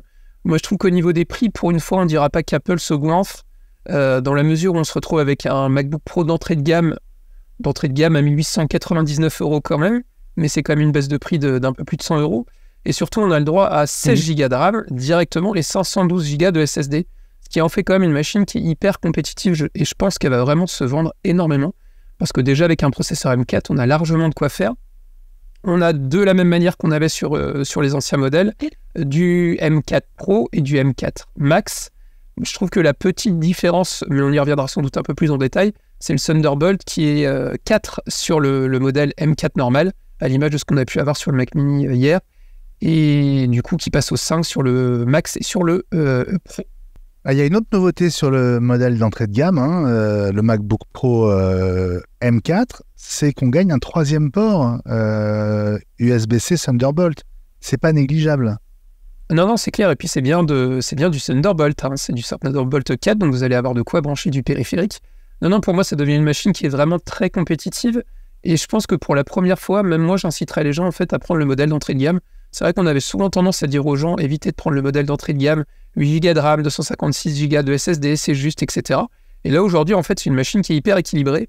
3 Thunderbolt, on a de l'HDMI, on a quand même un écran qui est super sympa, on a même droit au noir sidéral, donc c'est ce qui est plutôt cool aussi. Non, vraiment, c'est une très très bonne machine, et pour moi, c'est une belle surprise. Alors, tu le disais, 1899 €, c'est le prix d'entrée, donc pour le premier modèle. Alors, on va redonner les caractéristiques. C'est donc un processeur M4, 10 cœurs CPU, 10 cœurs GPU, 16 Go de mémoire unifiée, 512 Go de stockage, 3 ports donc USB-C Thunderbolt 4. Combien il faut rajouter, François, pour passer au M4 Pro, et quel est le bénéfice, quel est l'avantage finalement? Alors, pour basculer sur le M4 Pro, donc il faut quand même rajouter 500 €. Je compte en live, vous m'excuserez. Ouais, c'est ça. On passe à 2399 €. Ouais. Ouais, c'est pas anodin. Au final, on gagne du coup un CPU de 12 cœurs au lieu de 10, un GPU de 16 cœurs au lieu de 10. Mais bon, le gros avantage, c'est quand même que vous avez un petit peu plus de RAM. Alors, toujours avec ces nouveaux ratios depuis le M3 avec ces trucs un peu bizarres où on passe de 16 à 24, ce qui est assez original parce que c'est vrai qu'on avait plutôt l'habitude d'avoir des 8, 16, 32, 64 et ainsi de suite, ce qui n'est plus le cas maintenant depuis quelques générations. Vous avez la même taille de SSD, par contre c'est toujours 512 Go, donc en gros vous gagnez quand même 8 Go de RAM et du coup un processeur GPU et un processeur CPU qui est plus rapide. Et par contre là, si vous voulez vraiment la grosse artillerie, la Rolls, le M4 Max, et ben là par contre, il y a un petit gap de prix quand même, parce qu'on passe à 3 799 €. Alors c'est quasiment du simple au double, hein. Si vous voulez avoir un MacBook Pro M4 ou un M4 Max, bah, c'est quasiment du simple au double, 3 799 €, je le répète. Et là par contre, vous passez à 14 CPU, et c'est surtout du côté des GPU où vous passez à 32, et on est entre guillemets qu'à 36 Go de RAM, ce qui finalement n'est pas énorme par rapport au stockage standard qu'on peut avoir sur le MacBook Pro d'entrée de gamme. Toujours en 14 pouces, on est d'accord. Ouais. Il y a 1 400 € de surcoût pour passer du M4 Pro au M4 Max. On gagne donc au passage ces cœurs de CPU et de GPU. On passe de 24 à 36 Go de mémoire unifiée et on double le stockage. On passe de 512 à 1 Tera. Est-ce que tu trouves que Apple vend cher, on va dire, le saut entre le modèle M4 Pro et le modèle M4 Max? Oh bah là, clairement, comme tu l'as dit, hein, ça fait quand même 1 400 €, c'est pas négligeable, hein, c'est le prix d'un ordinateur, d'un MacBook Air par exemple. Ouais, après, je pense que c'est vraiment pour des usages spécifiques. Moi, je sais qu'à l'époque, j'avais pris mon MacBook Pro en M1 Max parce que, en gros, il valait à peu près ce prix-là, sauf que j'avais 64 Go de RAM à l'époque. Donc tu me dis, au final, ça fait une petite inflation. Mais je pense que ce sera vraiment pour une niche de personnes et pour la majorité des gens, déjà la puissance du M4 et encore plus du M4 Pro peut suffire. Et pour moi, ce sera vraiment un ordinateur de niche. Alors, à noter sur le M4 Max, en 14 pouces, il n'y a qu'un seul modèle, on va dire en standard au catalogue, hein, donc à 3 799 €. En revanche, si vous préférez passer en 16 pouces, là, vous avez le choix entre deux configurations. Donc, celle qu'on vient de vous indiquer, mais avec un écran 16 pouces au lieu de 14, et là, il faut encore ajouter 300 €. Donc, vous passez de 3 799 à 4 099. Et puis, il y a la configuration, on va dire, standard, la plus haute gamme, donc qui est à 4 699, où là, vous êtes en 16 cœurs CPU, 40 cœurs GPU, 48 Go de mémoire unifiée et toujours seulement 1 Tera de SSD. C'est un peu rare, je trouve. Là, on est à près de 5 000 €. Ils auraient pu mettre 2 Tera quand même pour le prix. Je trouve ça un peu raide. Oui, non, c'est clair. Et puis, le passage à 2 Tera est quand même facturé à 460 €. Alors, la bonne nouvelle, c'est que si vous avez vraiment besoin de mémoire vive, vous pouvez passer à 128 Go de mémoire unifiée pour la modique somme de 1 150 €. Voilà. Bon, est-ce qu'en termes de design, il y a du nouveau ou pas? J'ai bien remarqué qu'on retrouvait le même fond d'écran que celui que nous ont montré les hackers russes il y a 15 jours. Ah bah les hackers russes, ils avaient raison en fait, finalement, une fois de plus. Bref. Non, il n'y a pas de différence, c'est toujours ces deux coloris. Si je dis pas de bêtises, j'ai pas eu le temps de le vérifier, mais théoriquement sur le MacBook Pro 14 pouces, le modèle classique, en fait, ils avaient gardé le vieux gris sidéral, alors que maintenant, le noir sidéral est en gros deux séries, c'est-à-dire que vous avez le choix entre le gris historique et le fameux noir sidéral qui a été présenté avec les modèles M3. Donc voilà, il y a une unification et j'ai envie de dire, sur l'ancienne génération, je trouvais que le M4, c'était un peu le canard boiteux de la famille MacBook Pro, on avait vraiment l'impression qu'il avait été créé juste pour ça. Et là, je trouve qu'il gagne en légitimité, c'est plutôt sympa. Donc on résume, si tu devais en choisir un aujourd'hui, alors on va dire le meilleur rapport qualité-prix, indépendamment de tes besoins à toi, le meilleur rapport qualité-prix pour toi, ce serait quel modèle? Moi, je serais tenté de dire c'est l'entrée de gamme, le M4 classique, parce que je trouve que ça suffira pour la majorité des besoins. Vous gagnez quand même le port HDMI, et pour moi, c'est un élément qui manque énormément sur le MacBook Air. Et puis, vous avez une machine de course, quoi. Enfin, elle est vraiment... Il y a tous les ports qu'il faut, on a retrouvé le MagSafe, on a la fente pour mettre la petite carte SD. Bref, pour moi, c'est un rapport qualité-prix imbattable. Et encore plus si vous pouvez bénéficier des remises éduques. Alors, j'ai pas regardé, mais généralement, c'est une dizaine de pourcents. Donc, ça vous le ramène à un peu plus de 1 600 €, quoi. C'est quand même une très bonne machine, un très bon rapport qualité-prix. Ouais. Et alors maintenant, pour tes besoins à toi, en étant raisonnable, mais en se faisant plaisir. Oh, je pense que je partirais sur le modèle Pro parce qu'il y a quand même un petit gap. Maintenant, ça reste une machine qui est assez chère. Mais ouais, le MacBook Pro 14 pouces en Pro est La RAM, je pense que 24 Go de RAM, honnêtement, c'est amplement suffisant. Ouais, donc tu prendrais le modèle à 2399 €. T'as vu, je suis devenu raisonnable. Hein. Ah, c'est bien. Et donc, en 14 pouces alors? Tu restes sur le 14 pouces? Toujours, parce qu'il est léger. Le 16 pouces, c'est un parpaing déplacé. Je sais que tu es convaincu comme moi par le 14 pouces. Ah, moi, je trouve que c'est un rapport encombrement écran parfait pour moi. Et je ne changerai pas au profit du 16 pouces, qui en plus est un peu plus cher. Donc, vraiment, aucun intérêt. Ouais, François. Ouais, et puis je voulais rajouter aussi, à l'image de ce qu'on a pu avoir sur les iMac lundi et qu'on avait déjà sur les iPads, sur les écrans Studio Display, on a la possibilité maintenant de prendre l'option nano texturée sur tous les modèles, donc ça coûte 170 €, si je ne dis pas de bêtises. Ouais. Bon, avec toujours ces précautions particulières à avoir pour le nettoyage de ces écrans avec l'option nano texturée. Hein. Faut acheter la petite chiffonnette, elle est régulièrement en promo sur Amazon. Oui, et puis il y avait quand même une petite info que tu n'as peut-être pas vu passer, on va terminer là-dessus, c'est que maintenant, le MacBook Air n'a pas eu le droit à la puce M4, mais il a au moins le droit à 16 Go de mémoire vive en standard. Donc on sent vraiment que Apple est en train de préparer le terrain pour Apple Intelligence, et je pense que sur les ordinateurs, il faut minimum 16 Go de RAM. Donc la bonne nouvelle, c'est que du coup, le MacBook Air, donc le 13 pouces, et le 15 pouces, et même l'ancien modèle, le 13 pouces M2, ont le droit du coup à 16 Go de RAM en standard pour le même prix, donc c'est quand même hyper positif. Par contre, j'ai de plus en plus de doutes sur l'intérêt de prendre le MacBook Air 15 pouces, dans la mesure où le MacBook Pro en modèle Pro, équipé à peu près pareil, vous coûte en gros 70 € de plus. Donc moi, j'aurais plutôt tendance à conseiller aux gens de prendre le MacBook Pro, parce que vous gagnez un écran de meilleure qualité, vous gagnez 3 ports Thunderbolt, et vous gagnez une prise HDMI et de quoi brancher une carte SD. Et une puce M4. Tout à fait. Accessoirement. Merci François d'avoir été là aujourd'hui et d'avoir passé une tête dans cette iWeek. À très vite. À très vite.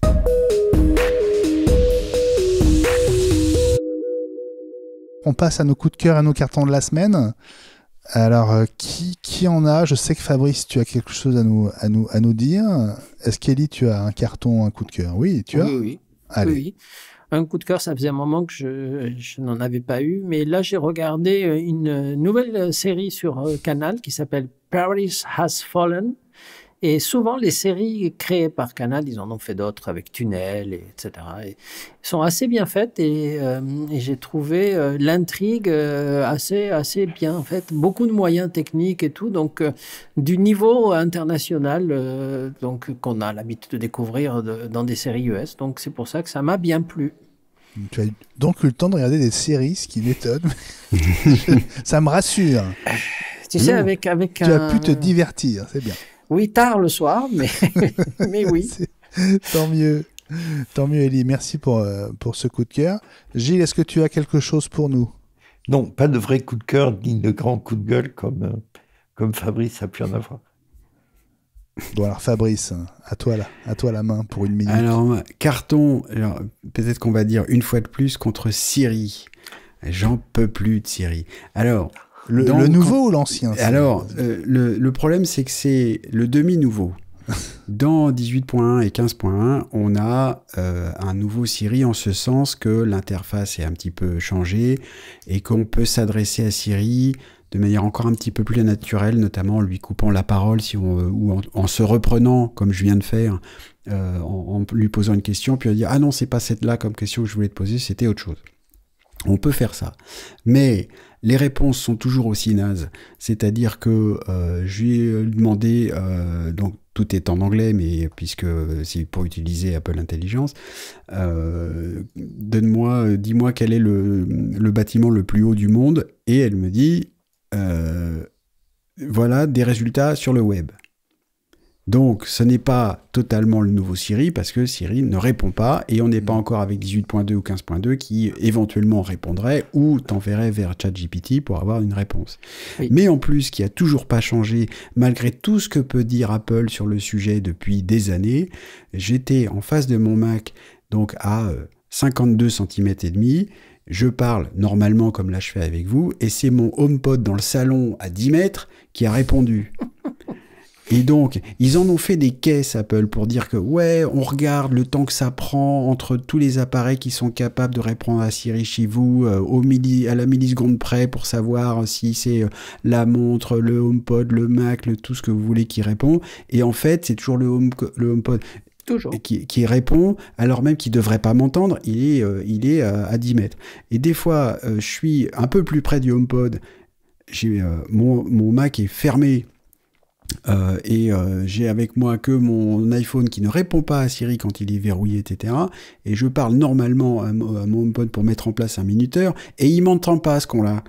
Donc, franchement, il y a un truc là, il faut qu'ils... Alors d'abord, ils en parlent plus de Siri, comme quoi ils sont capables de répondre, mais c'est nul, voilà. Donc j'en peux plus, moi, de ça. Il faut absolument qu'ils changent quelque chose. Donc je remets maintenant tous mes espoirs dans 18.2 et les suivants, où on aura le vrai nouveau Siri. Mais est-ce qu'ils vont améliorer l'oreille de Siri aussi? Je ne peux qu'espérer. L'oreille, je ne sais pas, mais il est beaucoup plus conversationnel, en tout cas. Ça, je te confirme que c'est autre chose en 18.2. Je suis tout à fait de l'avis de Fabrice, ça va étonner tout le monde. Et j'ai exactement le même type d'expérience où soit l'iPhone sert de relais à mes HomePod mini qui sont sur le côté, soit il prend la main alors que d'habitude, les HomePod mini prennent le relais de façon extrêmement fluide. Et alors, il faut attendre que l'iPhone ait fini de prendre la main et se rendre compte qu'on ne lui adresse plus la parole pour éventuellement se tourner davantage vers les HomePod. Et à ce moment-là, ce sont les HomePod qui prennent le relais comme on leur demande d'habitude, comme ils le font d'habitude. Fabrice, tu as tout mon soutien. Voilà pour l'épisode 205 d'iWeek, la semaine Apple.